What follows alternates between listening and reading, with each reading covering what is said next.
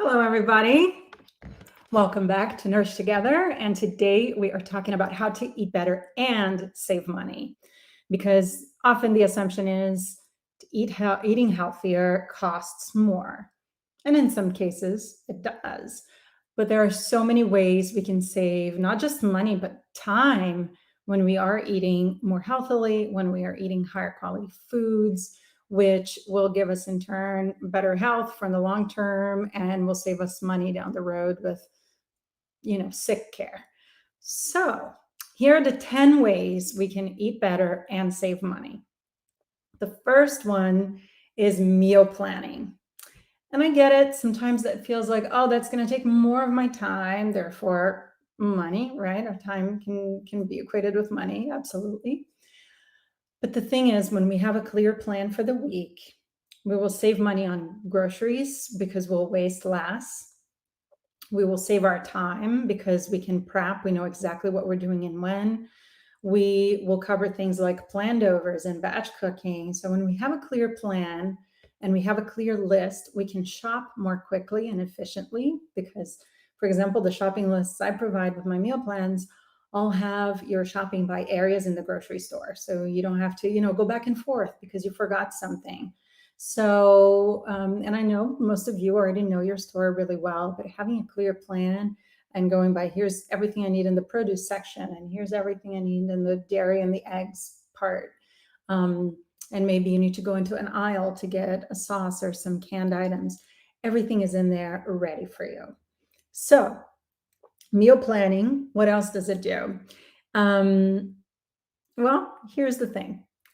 The waste part. I think it's really important to talk about that because in the US, the average person wastes 30% of their food, meaning it ends up in the trash and for some people in the compost, ideally, right?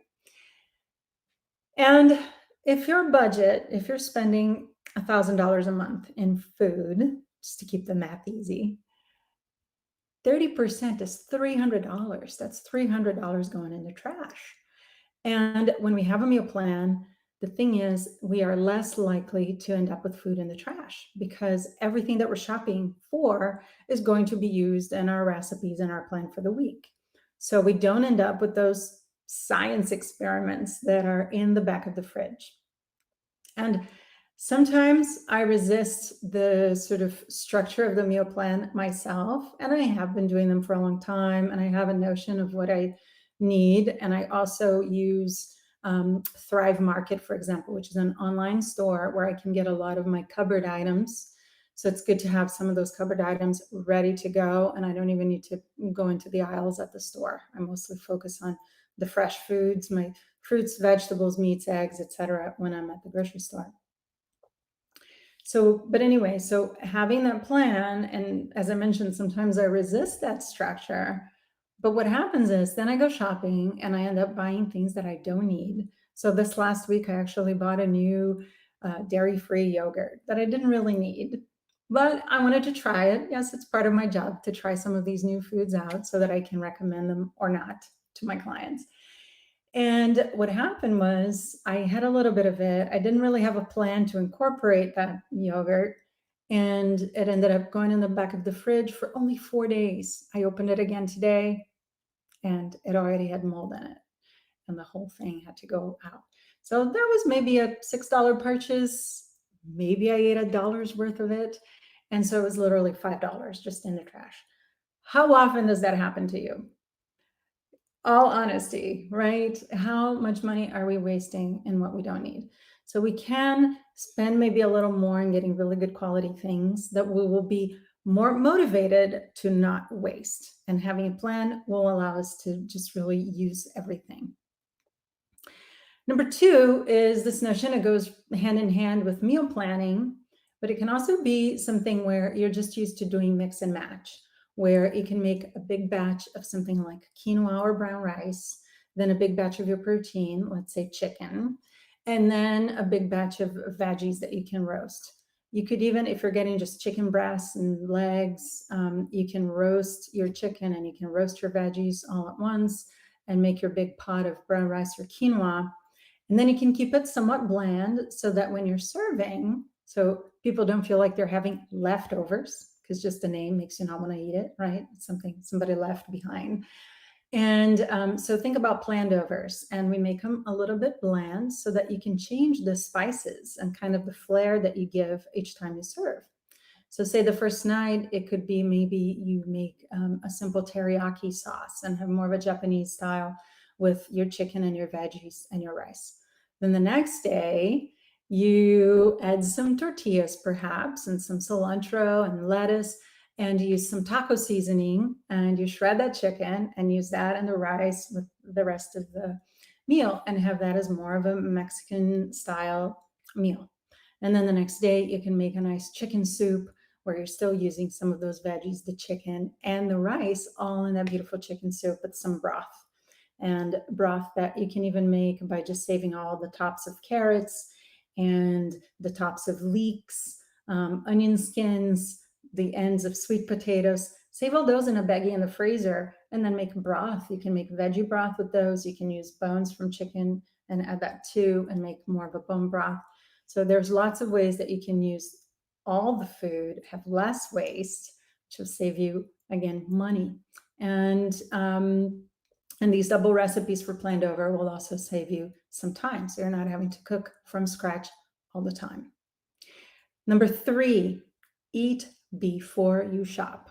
I know I'm not telling you anything new here. You know, most people have heard that before, even if it's just a really nice snack, because we end up buying 20% more than what we need when we are shopping hungry. For some people, that number is even higher. And so now that you're, you have a plan, you have a shopping list, just go to the store, get those things, go in, get out. Once in a while, there will be something that seems exciting. And of course, we all like trying new things. So get it. But if we're always shopping when we're hungry, we're getting more than we need. So maybe those will end up being more calories than we need, or they might end up being waste. So that's one really good way to make sure, again, we're saving time and money and eating better. Number 4, use the bulk bins. In most stores, those are back and open and running. And if the store that you currently go to does not have bulk items, find a store near you that does, because that saves a lot of money. One of the things you can do is actually look at the unit price, not package price. So for example, something like oats, you can go and get a bag of oats that's already prepackaged. Look at the unit price on that. And then go check out the oats in the bulk bins and look at the unit price on that. It is 99% of the time you see a big savings, even if you're getting cashews or any kind of nuts, your rices, your beans, your legumes, lentils, all of those things that are dried items that you can go and get from the bulk bins. They will always be cheaper. And so find the organic version. Maybe the organic version in the bulk bin is the same cost as the conventional one that you would have bought in the bag. So there you're already upgrading the quality of the food that you're eating without necessarily spending more. Number 5, meet your farmer. So in your town, close to you, just see what farms are out there and go to a farmer's market. Now, farmer's market can sometimes seem expensive because honestly, farming is really hard work and we don't pay farmers enough. At least the farmers that are doing like the organic growing, that are in their farms every day, that are pulling weeds by hand, and not using a bunch of pesticides. That's a lot of work, and we need to pay our farmers better, right? We want more small farms, and we want more farms, period, that are not huge, monocultures. So meet the farmer. And if your budget is really tight, sometimes you might go to the market close to the closing time, the ending time of the market, because farmers don't want to repack their trucks full of the stuff they brought to the market to sell, right? So talk to your farmer, get to know them. And I don't mean any disrespect to farmers at all. I'm not just saying just go at the end and get, cheaper price. But the thing is, get to know your farmers. One day you're going to be shopping at the, and pay full price. Another day you may need to come in at the end and just go, can you give me a deal if I buy, 2 bags of this? Or, what can we do to make sure I can continue to buy here. And this time I only have $5 left, or whatever it is. You can, once you get to know your farmer, you can have those kinds of conversations. And see also if there is a CSA near you. CSA stands for Community Supported Agriculture. And it's something where you pay ahead of the season for your vegetables and fruits. In some places there'll be fruits, sometimes it'll be just veggies. And it may seem like a lot, but you can actually do the math depending on what your CSA costs. And you see that over time it would be the same or even less than if you were shopping at the store.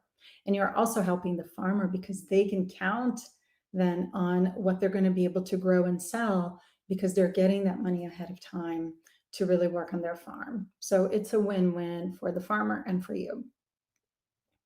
Number 6, I'll go through these really quick. Number 6 is when frozen fruits and veggies are on sale, especially the organic ones, just get a bunch, because frozen foods, for example, frozen berries, right? They're picked fresh and they're flash frozen. And it means they actually retain their nutrients much better than if the berries had traveled from a distant country. So it's okay to get the frozen fruits and veggies, get them when they're on sale and stock up. Number 7, use filtered water. So buy a filter instead of using plastic water bottles, if that's something you do. Some people don't even purchase water bottles at the store, especially the plastic ones, because then we end up getting some of those plastics in our system. So get a filter over time. That will also save you money and it'll be better quality water. Number 8, think about long term. And there's a saying that I love, says, pay the farmer, not the doctor. Nothing wrong with doctors, love them, need them. But where we can avoid, if we are ensuring that we are having a better quality diet, meaning our food is not full of toxins, it's not full of pesticides and fertilizers and sugars and artificial colorings and weird oils, then and tons of salt, which is the case when we're eating more packaged foods or eating out, right? So if we can control that, our bodies will have a better time maintaining health and thriving. So long-term thinking here. Number 9, keeping the Dirty Dozen Clean 15 lists with you. And I actually have a Wellness Wednesday on this very topic. So you can search for the Wellness Wednesdays for Dirty Dozen Clean 15. You can find them in my YouTube channel and the Facebook Lives on Nourish Together. So more information about that. But then you can really feel good about the things that you might just relax a little and buy conventional versus the things that you really don't want to buy at all if they're not organic, because they have really high pesticide residue and toxic residue. And number 10, our last one. Watch out for eating out too much, even in places that are affordable, and may think like you're saving money by grabbing a sandwich here and there. There's a few things in place here, which is too much salt. Often when we're eating out, restaurants are businesses, so they need to make the food highly palatable so that we will come back again and again. Eating out once in a while, it's great. I love it too. Just to not, do dishes or prep and just be able to enjoy the food is lovely. And I know more and more places are opening right now, and it's summer and we can eat outdoors. So all of that is fine. What I'm talking about is more of your regular pattern for the week. If you're eating out a lot, you're actually not going to be saving money. It costs a lot less to make a sandwich at home and take to work with you, for example, than it does to go out and eat at a deli or at a restaurant somewhere. And when you really need help, there are services like Sunbasket, which they procure their items. Their ingredients are mostly organic. They're all fresh. And then there's also Trifecta, and they make the prepared meals already. So Sunbasket, you get meals that are ready to cook, and you get everything sort of pre-packaged and divided so that you can just kind of put it in the pan and everything comes with instructions. I'm not affiliated with them, by the way. And then Trifecta, which the meals come prepared, but they're all organic. So having some of those, sometimes, you can freeze the Trifecta meals or eat them fresh. I like having them as a help every once in a while. And but they shouldn't be the pattern every week, because when we make the food, we know exactly what's going into the food, and we're not going to add a bunch of the sugars and salts, and we won't use rancid oils, and things that we really at home we have so much better control. And over time, it really is much cheaper to buy and make the foods at home, even though it may take a little bit more of our time. And then again, we bring back that meal planning, we bring back that batch cooking, the planned overs, and we can then start saving time that way. So these are my top 10 strategies to eat better while saving money and time in some cases. And so if you like it, give me a thumbs up and go to nourishtogether.com if you want to learn more. My course registration is open through June 25th, called Feeding Your Kids for Success. And it's all about building stronger, more resilient kids through food and through other lifestyle practices that we can do with our kids. So check out Nourish Together. Download right here. There's a meal plan for you. It's a meal prep guide with a 3-day meal plan and shopping list and lots of tips. I go over some of the stuff I just discussed as well. So download it. It's free, and I will see you next Wednesday.